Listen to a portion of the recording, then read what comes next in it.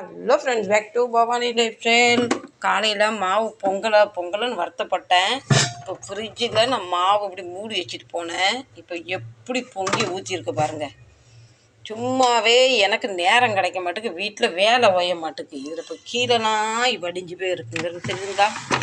இப்போ இதை நான் க்ளீன் பண்ணுவேனா சமையல் பண்ணுவேனா ஒன்றும் தெரியல. போங்க, காலையில் மாவு பொங்கலுன்னு சோளாப்பை போட்டு அதை வேலைக்கு போய்ட்டு வந்து இருக்கிறத தின்னுட்டு முடக்கி போகிறேன் முடி தூங்கலாம்னு நினைக்கும் போது புது டிசைனாக நமக்கு வேலை வருது. டிசைனாக நமக்கு குடும்பம் நடக்குது. மாவும் வேஸ்ட்டு, டைமும் வேஸ்ட்டு மாதிரி இருக்குது. என் கூட மட்டும்தான் அப்படி நடக்கா, இந்த எல்லாரு கூடயும் நடக்கா. நத்த செய்யட்டும். எப்பவுமே பெரிய பாத்திரம் ஊற்றி வைப்பேன். சரி, இது முக்கால் டப்பா மாவு தான் இருக்குன்னு சின்ன டப்பாவில் ஊற்றி வச்சு தப்பு பண்ணிட்டேன்.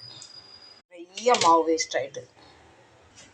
ஃபுல்லாக மாவு, காய், மாவு எல்லாம் மிக்ஸ் ஆகிட்டு. எனக்கு மட்டும்தான் மாடலாக டிசைனாக வேலை வரும்.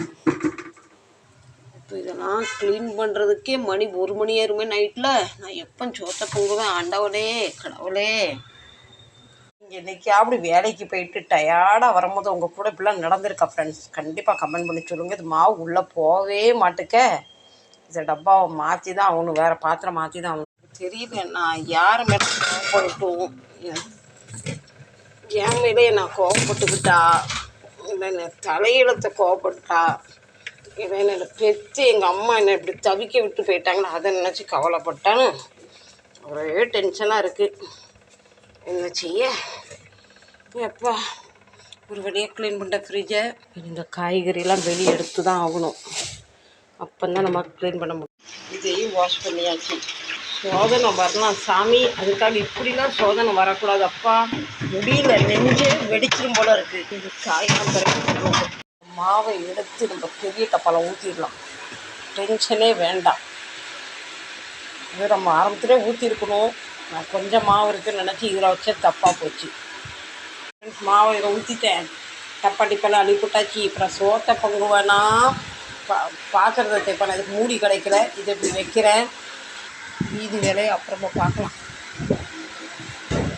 முடியலடா சாமி, மனுஷ பிறவியே வேண்டாம் எனக்கு. அந்த அளவு எனக்கு டயர்டாகிட்டு எப்படி கிடக்கிறாங்க கிச்சன். வீட்டிலே இருந்தாலும் தெரியாது, வேலைக்கு போயிட்டு வந்து எங்கடான்னு உட்காரலான்னு நினைக்க இத்தனை வேலை. இன்னும் நான் வந்து வாஷ்ரூம் போல் மூஞ்ச கழுவுல எதுவும் கிளிய மாதிரி வேலை ஆரம்பிச்சிட்டேன். இந்த வீடியோ பிடிச்சிருந்தா கண்டிப்பாக சப்போர்ட் பண்ணுங்கள். உங்கள் கூட எப்போவாது இப்படிலாம் ஆயிருக்கா? ரொம்ப டயர்டாக வருவீங்க, வீட்டில் இந்த வேலையை பார்த்து டென்ஷனாக இருக்கீங்களா?